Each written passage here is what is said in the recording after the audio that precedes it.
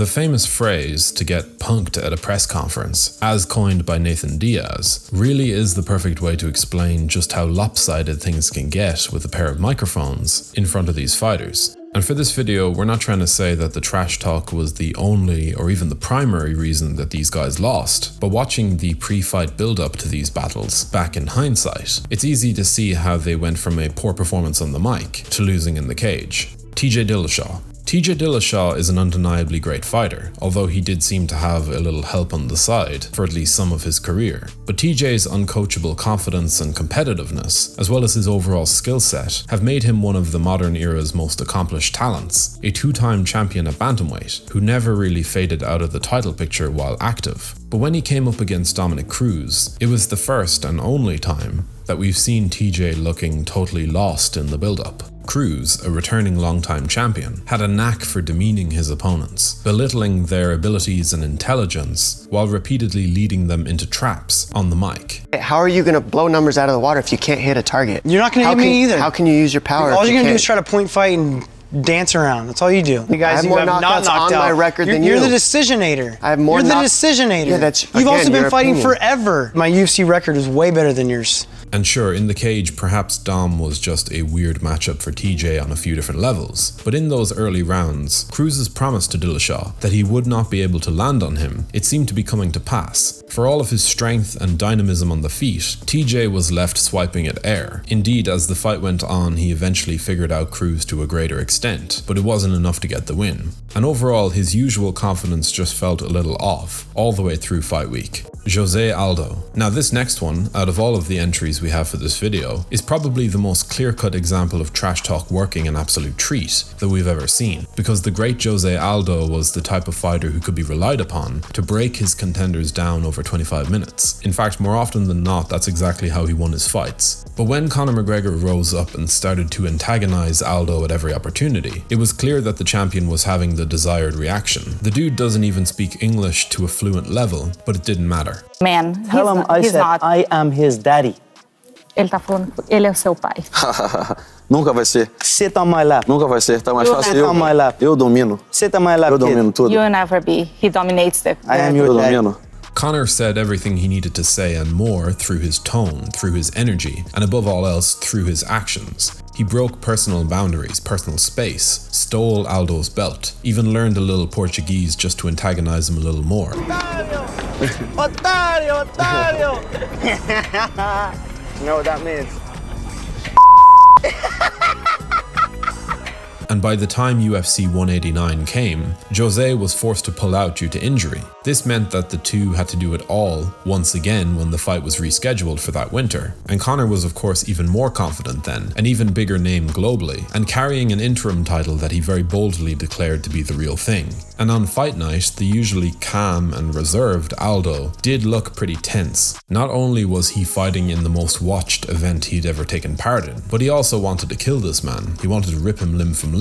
And despite having a style that would be better served over a slow boil, Jose dipped back into his old WEC fury and went in for the kill almost immediately. And as we all know, Conor anticipated this, KOing the great champion in a record-breaking 13 seconds. This was a true benchmark when it comes to mentally breaking your opponents. Conor McGregor. But when we talk about Conor McGregor, we also have to zone in on what can happen when he comes up against a truly bulletproof mind. And sure, the later Poirier fights and of course the Khabib matchup showcased just how ugly things can get when Conor's trash talk isn't quite coming off. But that Nate Diaz matchup at UFC 196, that was a far more dramatic example. Poirier did of course have some decent moments here and there pre-fight, and Khabib came up with some very dry responses and soon to be iconic one-liners. But Nate Diaz actually stood up to Conor first, and very plainly told him that whatever was working for him at featherweight was no longer on the table. The touch button, the park stuff, his whole team beating Conor's whole team, the American Ninja, it was all great. You're playing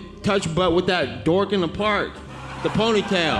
And I'm the one who ain't got no training partner? I don't think so. You seem to have it all figured out when you're fighting midget. But it was interesting to see how Conor's usual style of trash talk was rendered totally useless in that short notice matchup at UFC 196. Nate came in out of nowhere off a boat holiday in Cabo and basically could not be less interested in McGregor's attempts to rattle him. And to this day, I think some of Conor's lines here were pretty bad. But at the same time, he coaches kids jiu-jitsu on a Sunday morning and goes on bike rides with the elderly.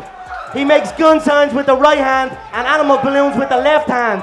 So you're a credit to the community. Gun signs in the left hand and animal balloons in the right hand is pretty terrible. It just sounded too rehearsed, almost an Israel Adesanya level of bad. That's my one dig at him. But anyways, what was really happening here was that Nate was the first person who was not going to be bullied or big brothered by Conor. And what we saw on the mic pre-fight directly mirrored what actually happened on fight night. And you all know how that played out. On a quick side note, if you're enjoying this video, be sure to let us know in the comments section below before leaving a like and subscribing so you don't miss any of our weekly uploads. Israel Adesanya. Don't get me wrong, any praise that I give these fighters for their trash talk or their use of mental warfare isn't meant to diminish what actually happened inside the cage. It's all contributing to the one finished product when all is said and done. And for Shan Strickland's bout with Israel Adesanya, there were several factors at play in the cage that go beyond the beef between these two. Shan's awkward style, in particular his defense, the underrated aspects of his fight IQ and how it has improved fight to fight. But to say that Strickland butchered Izzy at two separate UFC pressers would be putting it lightly.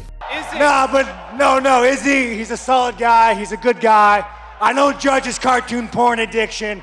I'm not gonna be that guy. Hentai. Get used to it. It's called hentai. It's called hentai. Same. Hey, I'm a grown-ass man, all right? Calm down, I'm watching cartoons. Brother I never wanted. And he didn't just beat him line for line in the trash talking. He actually had a part to play in changing public perception of him to at least some degree. Wow. So this for you, because you haven't seen it. There's a skit of him saying, "Look at my skin. Look at my skin color.